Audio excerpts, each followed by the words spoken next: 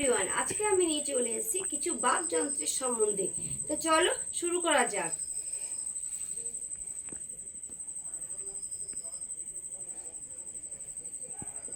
বাকযন্ত্র, এই বাকযন্ত্র কাকে বলে? কোনগুলো? বাকযন্ত্র বলতে গেলে দন্ত। দাঁতকে বলে, দাঁতকে কি বলা হয়? দাঁত বা দন্ত। এবারে চলে আসবো গলা। গলাকে কি বলে? গলা বা কণ্ঠ। এবারে ঠোঁট বা ওষ্ঠ। এটা ওপরের ঠোঁটকে বলা হয়, ওপরের ঠোঁট।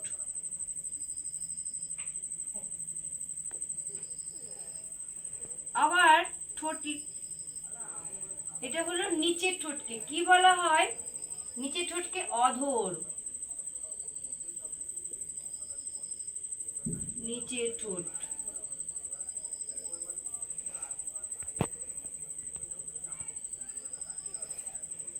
এবার বলা হয় তালু।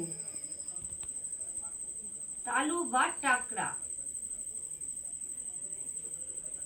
জিভ, জিভকে বলা হয় জিহ্বা। তাহলে এখানে বাকযন্ত্র বলতে কতগুলো পেলাম? দাঁত, গলা, ঠোঁট, তালু, জিহ্বা। এগুলোই হলো বাকযন্ত্র, এবং তার অন্য কি নামে আমরা পরিচিত তা একে ভিডিওতে মাধ্যমে তোমাদের জানিয়ে দিলাম। টাটা।